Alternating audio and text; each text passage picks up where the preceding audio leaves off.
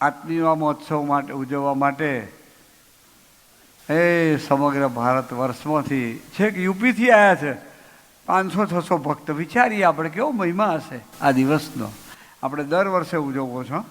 હા, ધામધૂમથી ઉજવવો છે ગુરુ ભક્તિ મહોત્સવ. આપણે આત્મીય મહોત્સવ ધામધૂમથી દર વર્ષે.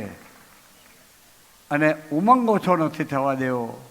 તમારે કંઈ નહીં કરવું પણ ઉજવાશે. જોજો જ ખરા એવા દિવસો આવશે. હો, બહુ સાચું કહું છું. અને હું તો બહુ વિશ્વાસથી માનું છું ભગવાન સ્વામિનારાયણની સરોપરિતા એ અને સ્વામી ગુરુ હરિપ્રસાદ સ્વામી મહારાજની એ બાપા સાથેનો અદ્ભુત સંબંધ અને ભગવાનને રાખેલા પુરુષ, ગુણાતીત અવસ્થામાં નિરંતર જીવતા પુરુષ, એના આશીર્વાદ એવા છે કે જે કોઈ ઉત્સવમાં આવશે ને એને મહારાજને સ્વામી ભગવાન સ્વામિનારાયણ, ગુણાતીતાનંદ સ્વામી, શાસ્ત્રીમાં યોગી મહારાજ અને હરિપ્રસાદ સ્વામી તેડવા આવશે. બહુ મોટી વાત છે આ. જોજો તો ખરા.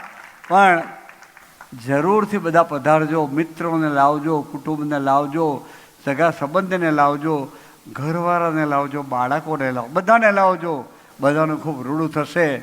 મહારાજને સ્વામીને ચરણોમાં એટલી પ્રાર્થના કરીએ, અમ સૌને એવો ઉદ્યોગ આપજો કે અમે નિરંતર ભગવાન સ્વામિનારાયણ, ગુણાતીત પુરુષો અને આપના જીવનો વિશેષ પ્રકારે ડૂબેલા રહીને આપે ચીંધેલો માર્ગ છે દાસત્વનો, આપે ચીધેલો માર્ગ છે સુહૃદ ભાવનો, આપે ચીધેલો માર્ગ છે યુવા પ્રવૃત્તિનો, એમાં સર્વાંગી હોમાઈએ આપનો સંકલ્પ છે.